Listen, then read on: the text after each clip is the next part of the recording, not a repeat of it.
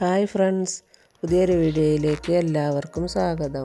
ഇന്നത്തെ നമ്മുടെ സ്പെഷ്യൽ എന്ന് പറയുന്നത് വളരെ എളുപ്പത്തിൽ എന്നാൽ വളരെ രുചികരമായിട്ട് തയ്യാറാക്കിയെടുക്കാൻ പറ്റുന്ന വഴുതനങ്ങ മെഴുക്ക് പുരട്ടിയുടെ റെസിപ്പിയാണ് കേട്ടോ. ചോറിൻ്റെ കൂടെയും ചപ്പാത്തിയുടെ കൂടെയും നമുക്ക് ഇഷ്ടമുള്ള എന്തിൻ്റെ കൂടെയും കഴിക്കാൻ പറ്റുന്ന നല്ലൊരു ബെസ്റ്റ് മെഴുക്ക് പുരട്ടിയാണിത്.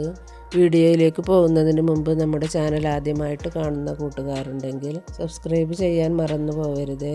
വീഡിയോ ഇഷ്ടമാവുകയാണെങ്കിൽ ലൈക്ക് ചെയ്യാനും ഫ്രണ്ട്സുകളിലേക്ക് ഷെയർ ചെയ്ത് കൊടുക്കാനും മറന്നു പോകരുത്. അപ്പോൾ നമുക്ക് മെഴുക്ക് പുരട്ടി എങ്ങനെയാണ് ഉണ്ടാക്കുന്നതെന്ന് നോക്കാം. ഇതിനായിട്ട് ഞാനിവിടെ 4 വഴുതനങ്ങയാണ് എടുത്തിട്ടുള്ളത്. ഇത് എൻ്റെ അടുക്കളത്തോട്ടത്തിലുള്ള വഴുതനങ്ങയാണ്. ഏത് തരം വഴുതനങ്ങ വെച്ചിട്ടും ഇതുണ്ടാക്കാം. ഈ വഴുതനങ്ങ നല്ല ടേസ്റ്റുള്ള വഴുതനങ്ങയാണ്. ഇത് നമുക്ക് മെഴുക്ക് പുരട്ടിക്ക് ആവശ്യമായിട്ടുള്ള വലിപ്പത്തിൽ അരിഞ്ഞെടുക്കാം. ഇത് നല്ലോണം കനം കുറച്ചല്ല അരിയേണ്ടത്.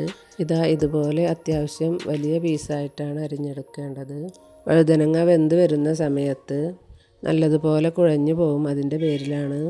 ഇത് ഒരു 5 മിനിറ്റ് നേരം വെള്ളത്തിലിട്ടതിന് ശേഷം വേണം കഴുകിയെടുക്കാൻ. 2-3 പ്രാവശ്യം കഴുകിയെടുത്തതിന് ശേഷം വേണം ഇത് ഉപയോഗിക്കാൻ. വഴുതനങ്ങയിലെ കട്ടെല്ലാം വെള്ളത്തിൽ കഴുകിക്കളയാനാണ് ഇങ്ങനെ ചെയ്യുന്നത്. ഇനി നമുക്ക് ഇതിലേക്ക് ഒരു 15 ചെറിയ ഉള്ളി കൂടി ആവശ്യമായിട്ടുണ്ട്. ചെറിയ ഉള്ളി വട്ടത്തിൽ അരിഞ്ഞ് മാറ്റി വെക്കാം.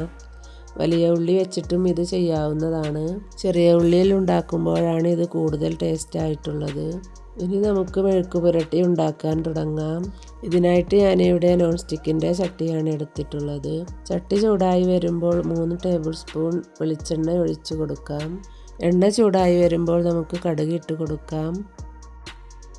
ഒരു 1/4 ടീസ്പൂൺ ഉലുവയും കൂടി, 1 ടീസ്പൂൺ ഇഞ്ചി വെളുത്തുള്ളി ചതച്ചതും കൂടി ചേർത്ത് കൊടുക്കാം. ഇനി ഇത് ചെറുതായിട്ടൊന്ന് ഇളക്കി കൊടുക്കാം.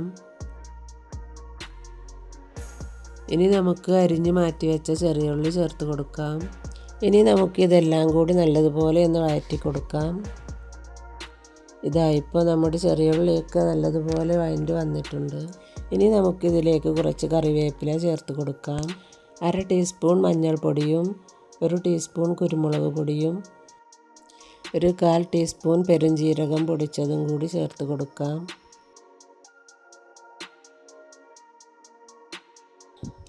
ഇനി നമുക്കിതിലേക്ക് വറ്റൽ മുളക് ക്രഷ് ചെയ്തതും കൂടി ആവശ്യമായിട്ടുണ്ട്.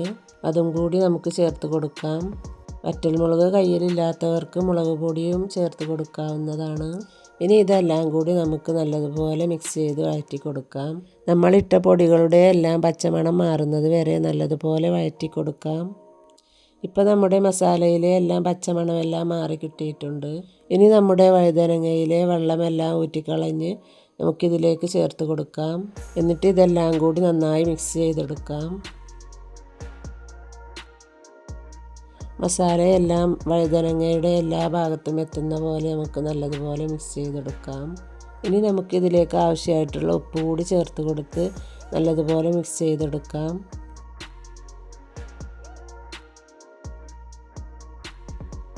ഇനി നമുക്കിതൊരു 3-4 മിനിറ്റ് അടച്ച് വെച്ച് വേവിച്ചെടുക്കാം. തീ നല്ലതുപോലെ കുറച്ച് വെച്ച് വേണം ഇത് വേവിച്ചെടുക്കാനായിട്ട്. ഈ സമയം കൊണ്ട് തന്നെ നല്ലതുപോലെ വഴുതനങ്ങ വെന്ത് കിട്ടും. എക്സ്ട്രാ വെള്ളമൊന്നും ചേർക്കേണ്ട ആവശ്യമില്ല. ഇപ്പോൾ ഒരു 4 മിനിറ്റ് കഴിഞ്ഞിട്ടുണ്ട്. നമുക്കിത് തുറന്ന് നോക്കാം.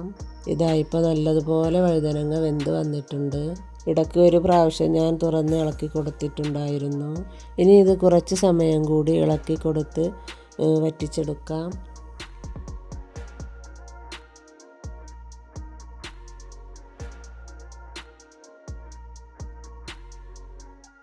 ഇനി നമുക്കിതിലേക്ക് കുറച്ച് പുളിയും കൂടി ആവശ്യമായിട്ടുണ്ട്. പുളിക്ക് പകരം നാരങ്ങ നീരും ചേർത്ത് കൊടുക്കാവുന്നതാണ്. ഞാനിവിടെ പുളിവെള്ളമാണ് ചേർത്ത് കൊടുക്കുന്നത്. ഇനി ഇതെല്ലാം കൂടി ഒന്നുകൂടി വഴറ്റിയെടുക്കാം.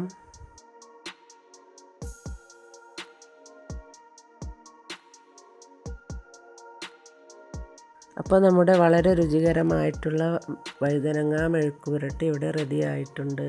ചോറിൻ്റെ കൂടെയും ചപ്പാത്തിൻ്റെ കൂടെയും നമുക്കിഷ്ടമുള്ള എന്തിൻ്റെ കൂടെയും ഇത് കഴിക്കാൻ നല്ല ടേസ്റ്റാണ്.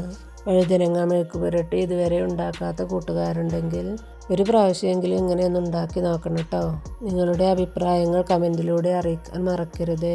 അപ്പോൾ ഇന്നത്തെ വീഡിയോ ഇത്രയേ ഉള്ളൂ. വീഡിയോ ഇഷ്ടമാവുകയാണെങ്കിൽ സബ്സ്ക്രൈബ് ചെയ്യാനും ലൈക്ക് ചെയ്യാനും ഷെയർ ചെയ്ത് കൊടുക്കാനും മറക്കരുത്. അടുത്തൊരു വീഡിയോയുമായി വീണ്ടും കാണാം. അതുവരേക്കും ബൈ.